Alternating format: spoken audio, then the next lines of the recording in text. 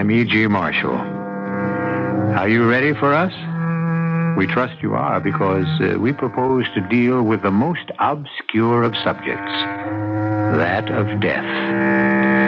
Some people never speak of death, while others can't stop talking about it. We have chosen in the next hour or so to consider it calmly, perhaps philosophically, with a minimum of agitation, and naturally to arrive finally at the most fascinating question of all.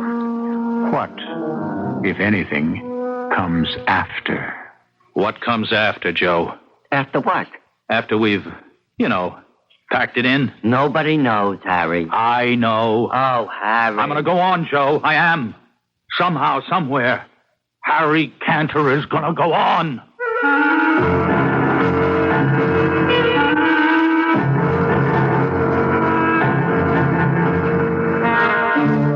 Our mystery drama, Appointment in Uganda, was written especially for the Mystery Theater by Elspeth Eric and stars William Redfield and Arnold Stang.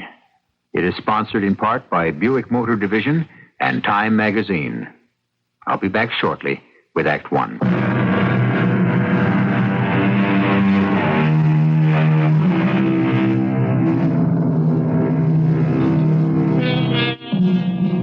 Harry Cantor lies flat on his back in a hospital bed, staring at the ceiling. Across the room, a sturdy middle-aged nurse sits in an armchair. It is very quiet.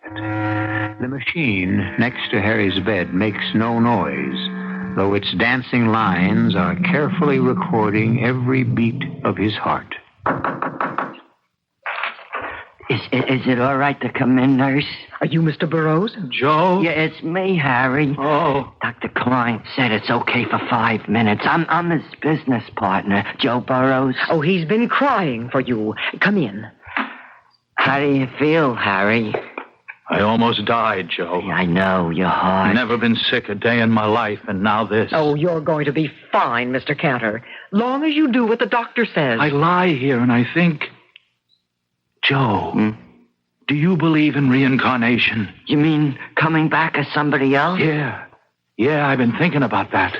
You two gentlemen mind if I go out for some coffee? No, don't go. Don't you leave me. Well, don't Mr. leave me. Burroughs will be here. I'll be here, Harry. What does he know about heart attacks? Well, you're off-critical, Mr. Cantor. Long as you don't excite yourself, you'll be okay.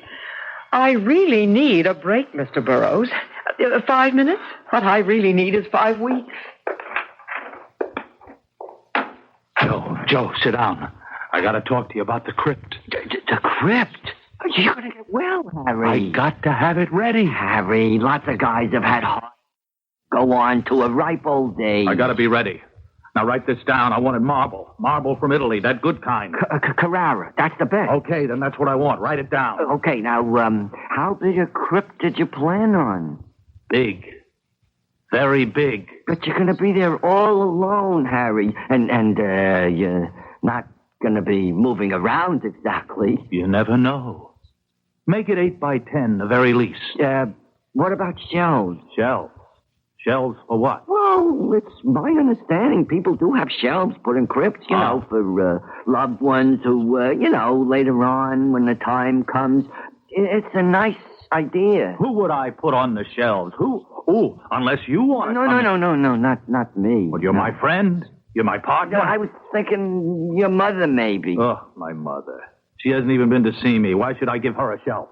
Well, Bernice. Bernice hasn't even sent me a get well card. Oh, she's called up every day, Harry. I happen to know that. So, what's a phone call? She's at work all day, you know. She's through by 5. Harry, this is the first day you've been off the critical list. I'm the first person who's been let to see you. Well, she could have tried. Look, when they let you out of here, why don't you take a nice trip? You know, you could take Bernice with you. I already did that, Joe, 15 years ago. You could go to Europe. That's where I took Bernice.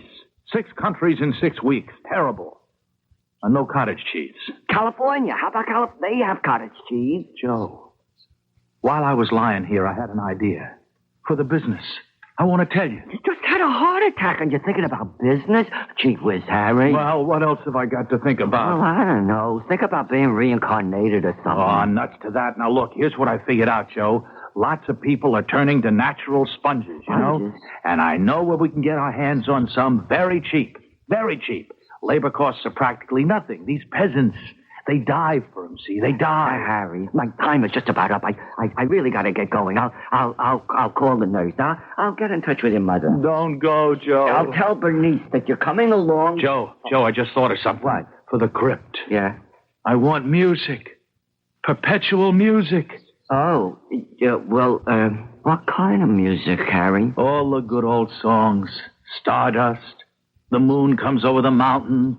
Dardanella. Harry, I don't know. Oh, are you my friend? Well, are you my partner? I want music. Well, I'll look into it, Harry. You'll see to it? I gotta go. I'll One be night back. of love. Yeah, Barney Google. there you are. Well, everything all right, Mr. Burroughs? Well, I tried not to upset him about anything. He seems to be fine. Good. I had a telegram from his mother, but I didn't show it to him. It wasn't exactly a telegram for him. She sent it to me. He never mentioned having a mother. Oh. Matter of fact, he never mentioned anybody but you.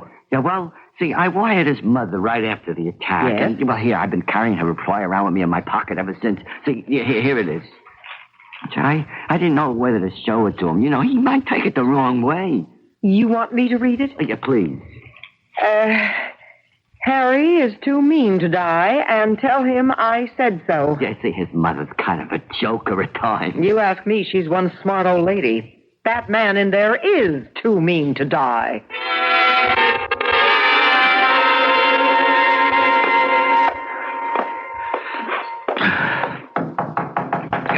Mrs. Canner? Hold your horses. I'll be right there. It's Joe Burroughs, Mrs. Canner. Oh, how are you, Joe? It takes me a little time to maneuver the old wheelchair. I got some tea ready for you, so come and sit down. Boy, you sure get around in that thing, Mrs. Canner. Oh, well, practice makes pretty good. Oh, come on, sit down. Oh, yeah, thanks.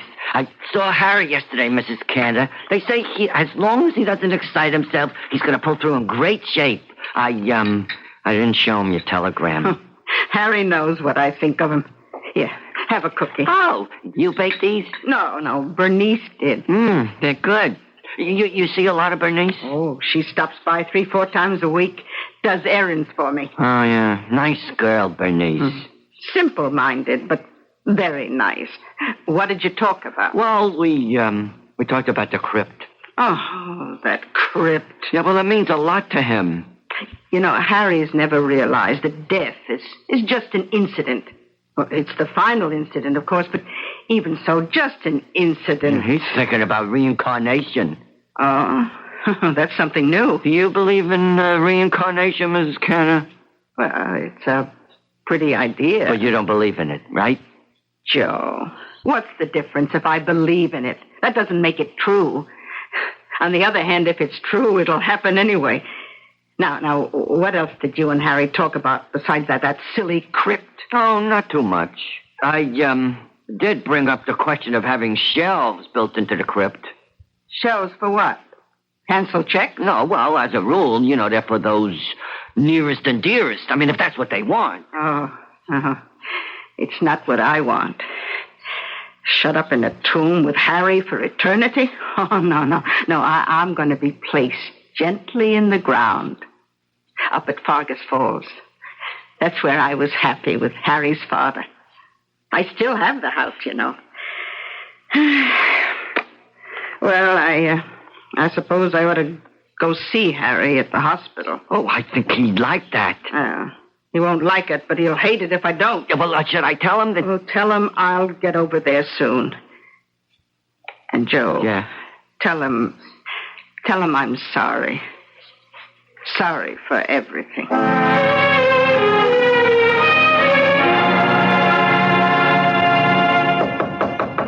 Oh, that's probably Joe.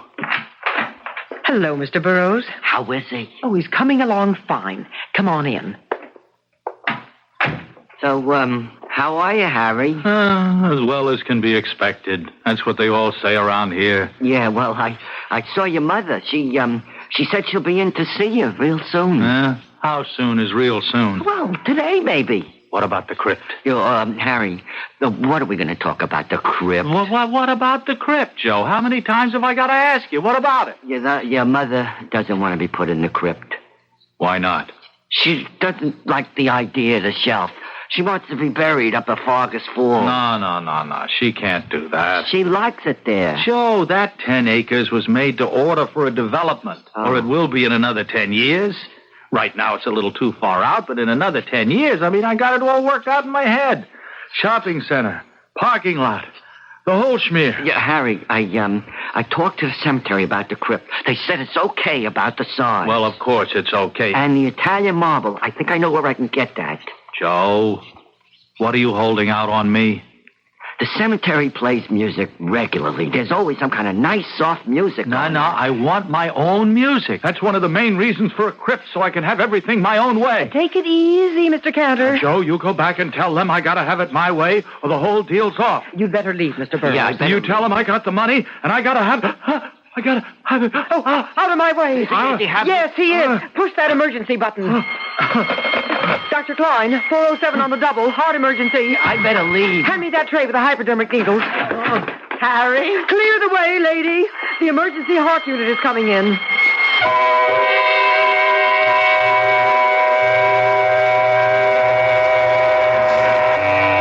There's no more satisfying and awesome sight than a group of people doing what they have been trained to do, what they do best. Their faces do not matter, or their shapes, or ages, or colors, or accents. They are professionals at work, and they are working together in harmony and understanding.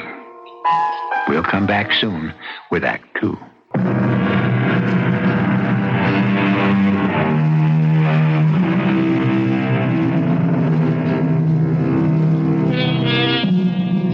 At the close of our first act, Harry Cantor had just suffered his second, his most severe heart attack. Actually, his heart stopped completely. He had no pulse, he had no breath, he had no life. Where, you may ask, was the soul of Harry Cantor? Where had it gone? Where is it now? A pertinent and awesome question. One we shall now attempt to answer.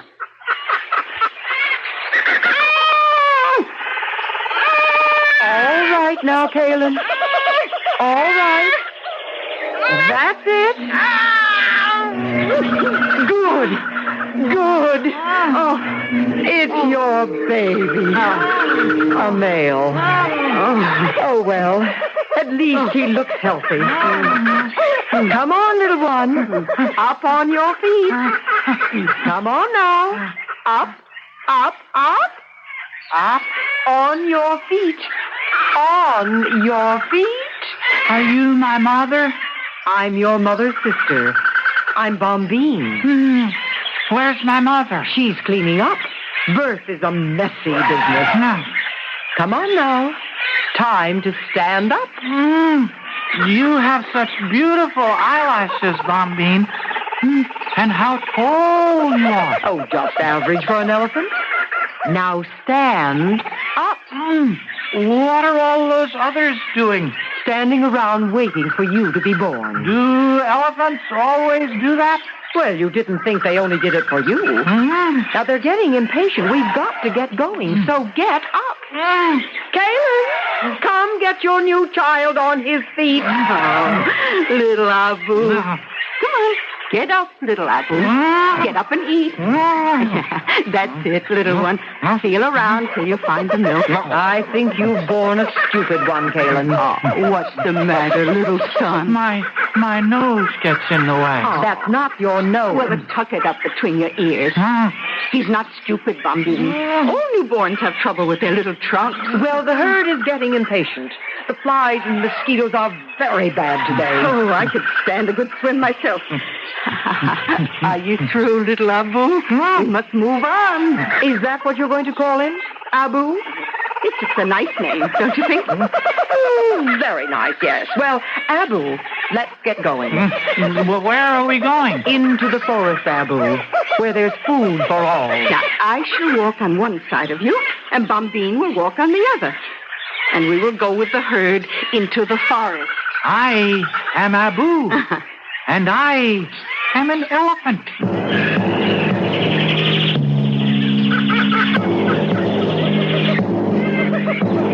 What are we looking for, Mother?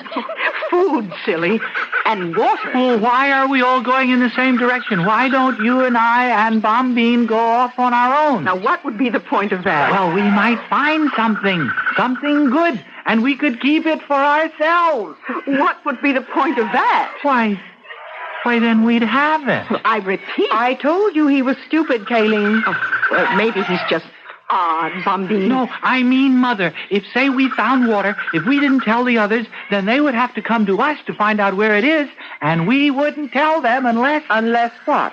Well, unless they did something for us. Like what? Oh, worked for us or gave us something or... Well, at the very least, they'd respect us. They'd think we were very superior and wonderful. We are all very superior and wonderful, Abu. But the three of us would be more superior and more wonderful, don't you see? Oh, what I see is that you have a lot to learn, Abu. And a lot to unlearn. Where do you get these peculiar ideas, Abu? They sort of pop into my mind. Abu, you must understand that elephants have the marvelous gift of finding water. Mm-hmm. And we find it not just for ourselves, but for all the other animals, too. All of them? All. It is our responsibility. Why is it our responsibility? Because we are so good at it. I don't follow that at all. Bombine, I'm going to bring down this tree. Now, I can't quite reach the leaves at the top, and they look so delicious. Bombine, are we friends with all the animals? What do you mean by friends? Well, it's not possible, is it? To love them all? Oh, you talk very strangely for an elephant. We have due and proper respect for all the animals, as they have for us. Does that answer your question? Oh, are they afraid of us? Well, I don't think so. Are we afraid of them? Of course not. Not any of them? Well, there's one you should look out for until you have grown larger. The one with the stripes. The tiger. When the tiger is very hungry, he sometimes attacks a very young elephant for food. Oh, that's terrible. Just you stay close to your mother and me. Well, what will you do if a tiger tries to hurt me? Your mother will pick the tiger up and dash him against a tree. Then I shall sit on him. Understand? Ooh, what a good arrangement.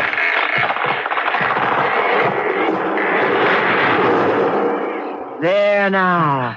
Your mother has knocked down the big tree. Come. But all the little animals are eating too. The elands and the dik-diks, everybody. Why not? Well, but it's our tree. Who said it's our tree? It's part of the forest. Come on now. I'm hungry.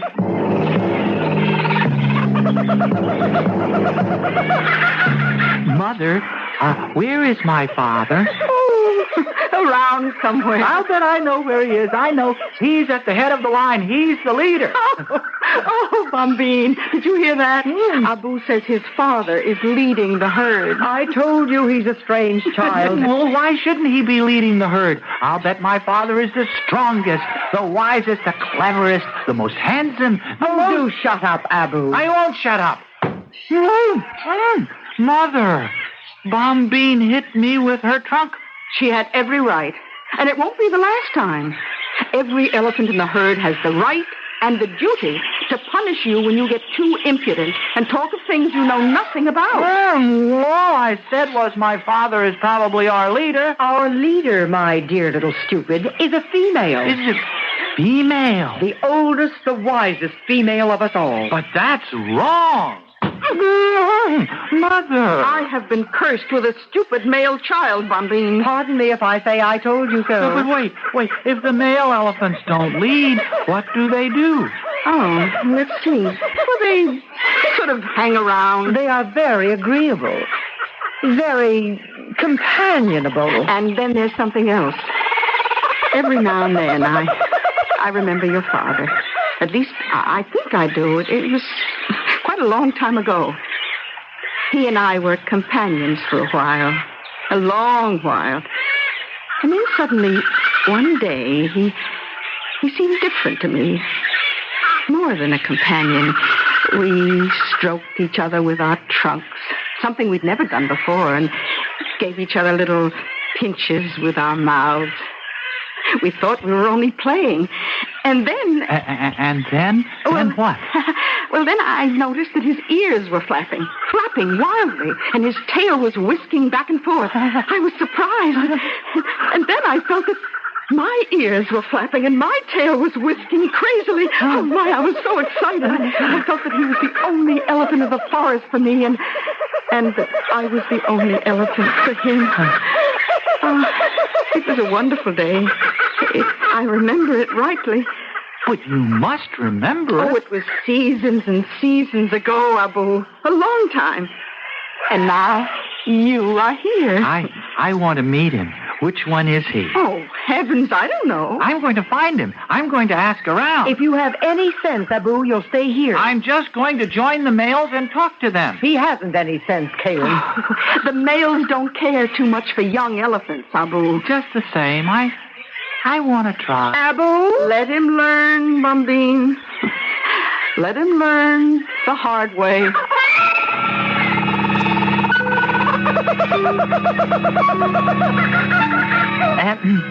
Sir? Do you think you might be my father? You're what? Kayleen is my mother. She's over there with Bombine. So? Do you remember being married to my mother? Being what? Well, I mean, did you sort of keep company with her for a long time, and then one day did you start whisking your tail and flapping your ears and fall in love? Well, seems to me I remember something like that. Was it my mother you fell in love with? Well, how would I know? It's happened to me so many times. Many times? Many, many times. Oh, many, many, many times. How many? No. Oh, you hurt me. You ask too many questions. Well, I'm curious. Are you very old? I think I am. Don't you know? Well, how should I know? The flies bother me more than they once did. Sometimes I shiver. I never used to shiver. Oh, you're sick. I don't feel well, that's certain. Now go away. But I want to ask you... I said go away! Oh. I don't want any children around me. I don't want anyone around me. I want to be myself. Mother? Bombine? Who are you talking to back there? Oh, a very old one. He didn't know how old, but he said he'd lived through many things, many, many times. And now he doesn't feel very well. He shivers, he said. That's old Noor. Yes, that's Noor. Very soon now. Yes, very soon. Very soon what? Very soon what, Mother? Very soon, old Noor will wander off into the deepest part of the forest. By himself? All by himself. Well, then what? Then we shall never see him again.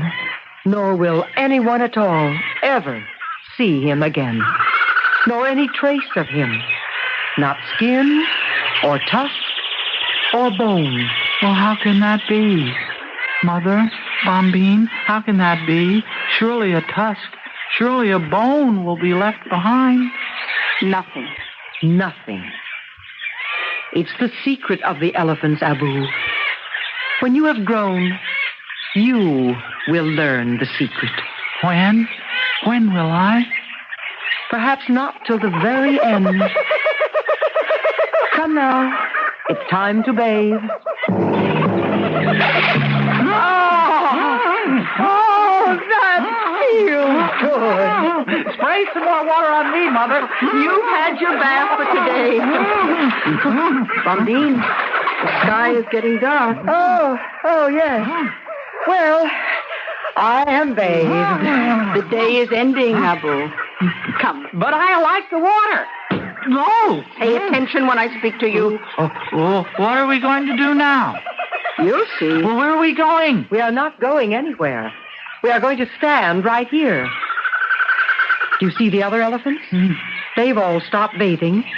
Why have they? The good red circle of fire is leaving us, Abu. And the darkness is coming on. Why is it leaving? Because it is time for it to leave. Will the good red fire circle come back? When it is time for it to come back. Come now, Abu. Stand in line with us and all the others. Hurry, Abu. Don't dawdle. What now, Mother? Be silent. Stand still. Watch the great fire circle as it goes. Where's it going? Be quiet. But where? Hush and watch. Oh, Mother. Please, Mother. What are we doing, Mother? Mother, are we praying?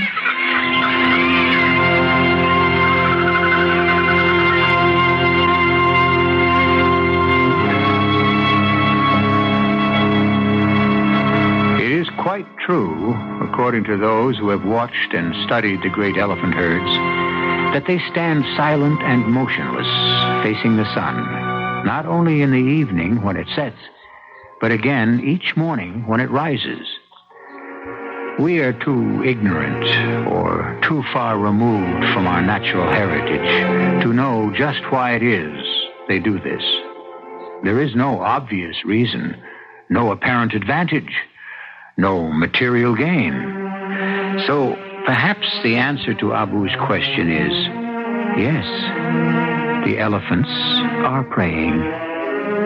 I'll be back shortly with Act 3 of our strange tale.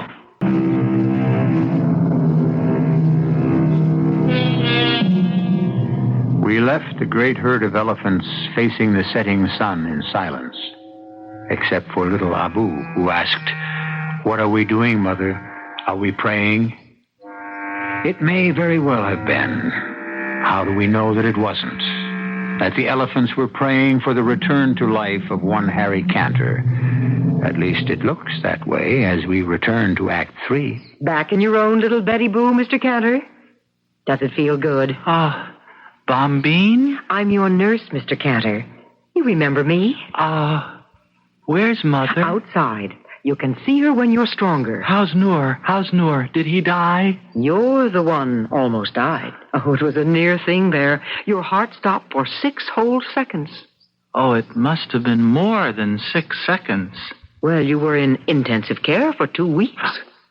Am I alive? Alive? You are alive, and you're going to go on living. Only this time, you'll do as you're told. No excitement like before. You've been very sick. Are you warm enough? I'm going to put this extra blanket over you. What happened to your eyelashes? My eyelashes? You used to have such beautiful, long eyelashes. Were they false? Mr. Cantor, I have never worn false eyelashes in my life. Or false anything else. I'm sorry, Bombine. My name is... Well, never mind. You just rest. Are we going to take a bath? You want a bath? Well, I'll ask Dr. Klein. You don't have to ask anybody. We'll just wander down to the river when it gets cool. Mr. Cantor. Just before the sun goes down. That's the beautiful time. Yes. And then the big, good red circle goes away for a while. It does? Mm-hmm. And we pray. You pray? I don't know exactly what we pray for. Uh-huh. Maybe for it to come back, or maybe we just say thank you. I never knew you were religious, Mr. Cantor. I'm not. I never have been. I don't know anything about religion. Well, now, do you think you could go to sleep now? I think so. Do you want me to pull the blind? No. I want to watch the sun go down. Then I'll go to sleep.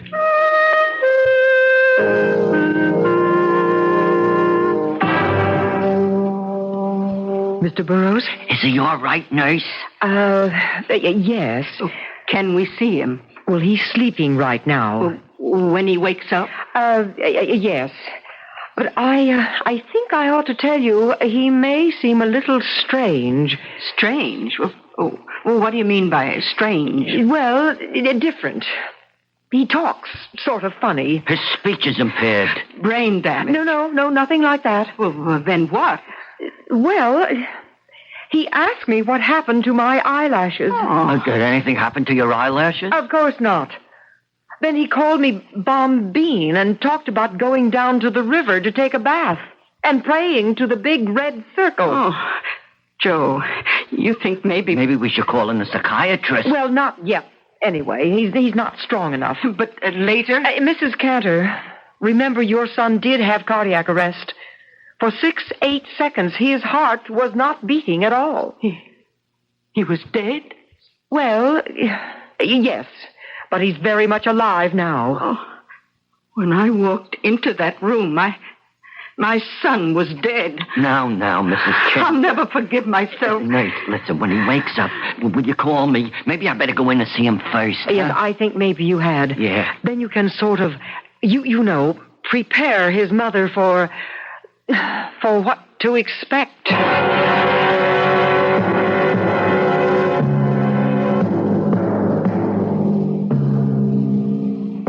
Who is it? It's me, Harry. How are you feeling? Why, it's Noor. Noor?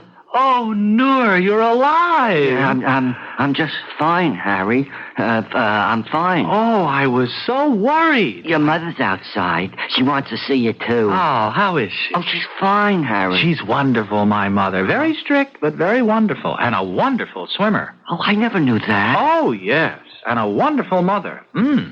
Very strict, though. Yeah, Harry, maybe I better not stay too long. No, stay. I know you don't care too much for children, but I want you to stay. Harry, I'm Joe. You know, Joe Burrows. I'm your partner. I'm your friend. You're not Noor? No, you don't look like Noor. I'm Joe Burrows. Your mother's waiting to see you. Your girl, Bernice, she'll be around later. Joe Burrows. My partner. My friend. Right. We're in the import-export business, Harry. You remember? You were talking about some kind of deal to have to do with sponges. You remember before? Sponges? What? Yeah. What do we want with sponges? Yeah, well, nothing. You just thought if you could buy up all the sponges. Well, what for? But for nothing, Harry. Absolutely nothing. You see, we are very wonderful, superior beings, Joe. We are? Therefore, we must be responsible. Act responsibly. I mean, you understand? Well, I'm not sure I do. That's because you're not an elephant. I'm not. I'm an elephant, Joe. I mean, I was an elephant, and my name was Abu. When were you an elephant, Harry? For a little while. Oh. Just for a little while. How was it being an elephant? Beautiful. You're not an elephant anymore, are you, Harry? No, I'm just Harry Cantor. But I'll never forget being Abu and the sun going down and all of us standing in a line. Harry, I think I know what happened. When your heart stopped, you do know your heart stopped there for a minute, don't you?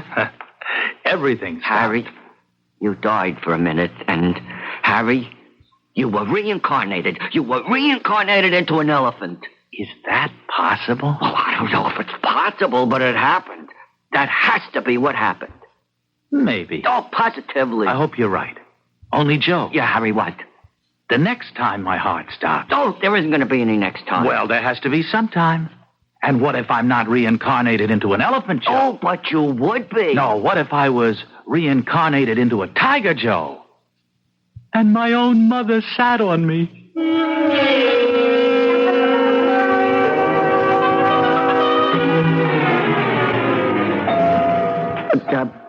Mrs. Cantor, sit down here, Mrs. Cantor. I'll try to explain if I can. Oh, I'm sitting.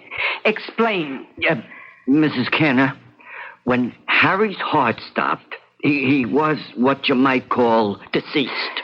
Dead? Yeah, well, in a way, yes. He was departed. But the emergency unit, see, they came rushing in. Oh, they knocked me down almost. I never saw such a hurry. Yeah, well, with all that, they brought Harry back to life. Oh, so he's all right again. He's all right, but... So what's all the worry? Mrs. Cantor, During those seconds, while Harry was not of this world, if I may put it that way. Put it any way, but get on with it. He was not Harry Cantor. He was... Well, for heaven's sake, Joe, what was he? He was an elephant, Mrs. Cantor. Harry? An elephant? My boy, an elephant? That's what he says. How could that be? Mrs. Cantor, it is my belief that Harry was reincarnated. See, when his heart stopped, before they started it up again, Harry's soul left his body and entered into the body of an elephant. Can such things be? Well, you said yourself, Mrs. Cantor, we just don't know. No, I don't believe it. Harry couldn't be an elephant. I don't know if he even likes elephants. Well, he does now. You know what I think, Joe? What? He dreamed he was an elephant. It was all a dream went through his head. Well, I don't know if you dream when your heart isn't beating. Well, I'll ask Dr. Klein. Well, if it was a dream, it was a very beautiful dream.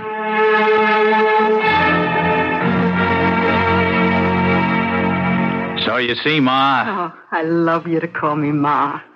It's been so long. Yeah. Well, you see, elephants are really the kings of the jungle. Not just because they're so big, but because they have a sense of responsibility. They find water for all the other animals. And you know who's the leader of the elephant herd? A woman. The oldest and the wisest woman elephant. Would you believe it? Oh, that's the best thing of all. And the men elephants, you know, they sort of hang around together, except every so often they get excited and flap their ears and whip their tails around. And the female elephants do, too. And that means they're in love.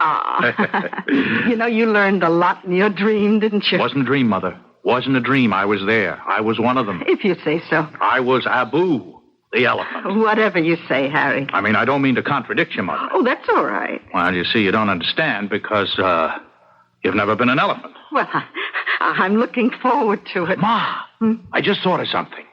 What happened to Abu? Did he die? Oh, no, I hope he didn't die. But if I was Abu, and now I'm Harry, what happened to Abu? Now, son, I think, let me see. I think that in a dream, a person can be all kinds of things. No, Ma, that isn't it. No, because you see, it wasn't a dream. I was Abu, my soul. Harry Cantor's soul entered into Abu the second he was born. And it stayed there a little while, and now it's come back into me, Harry Cantor. But it's still Abu's soul, too. And as long as I live, I'll have the soul of Abu inside me. Not a bad thing. Mother, the big red fire circle is leaving now. Oh, you mean the sun is going down? Yeah, so, let's be very quiet, Mother, very quiet. Let's not talk at all.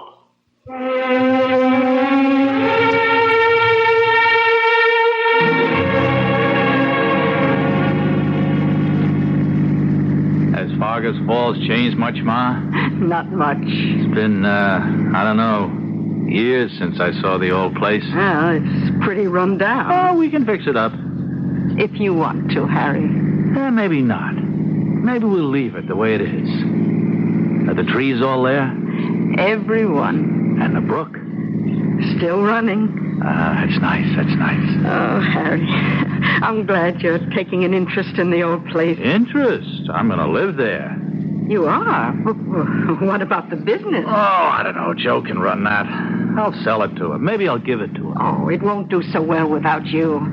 Joe's a very nice fellow, but you were always the brains. I got different brains now, Ma. Once you're an elephant, you never forget it. Oh, did I tell you I asked Bernice to marry me? Oh, you did? Oh, well, what did she say? Well, she sort of whisked her tail and flapped her ears. No, I mean, she said yes. Oh. She said yes. Do you think she'll like living in Fargus Falls? Oh, I think she'll love it. We'd want you to live there with us, Ma. You mean that? Well, you're the oldest and the wisest, aren't you? If you say so. Hey, we're almost there, aren't we? Turn left, up ahead. Down that little road. Oh, I can smell the woods, Ma. I can smell the water. Turn here. I remember. Look, there's a chipmunk. Yeah, look. And a raccoon. Hey, a raccoon. And there's birds. That's a cardinal. I know a cardinal. I remember cardinals from way back, right?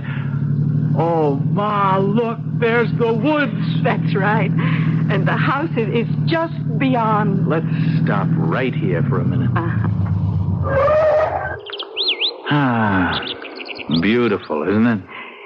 Yes. Quiet. Yes. Peaceful. I always thought I'd like to be buried here when the time comes. Yeah, I'd like that too. When my time comes. Oh, I thought you wanted a crypt in the cemetery with shells. No, that was a crazy idea. I'd like to be buried here. Or maybe, just maybe, I won't be buried at all. Well, what did you have in mind exactly? Maybe, Ma, I'll just wander off into the woods by myself. And no one will ever find any trace of me. Not skin, or bones, or hair, or anything. Well, how can that be possible? Something like that. It's the secret of the elephants, Ma. And only the elephants know.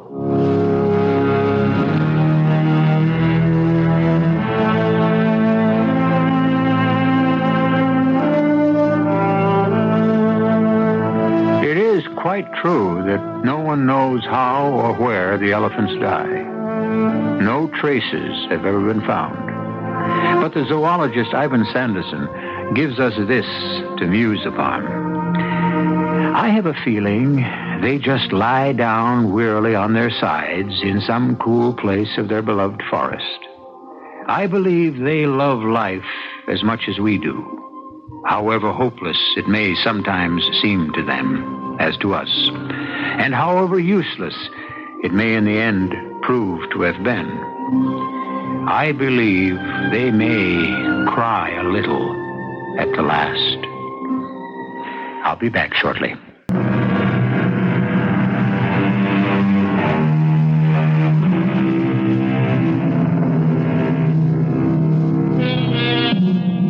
Our story has ended.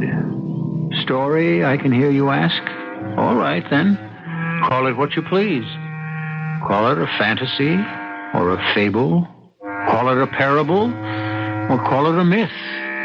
Or, and it might be the most apt description of all, it might be that most ancient of all dramatic efforts.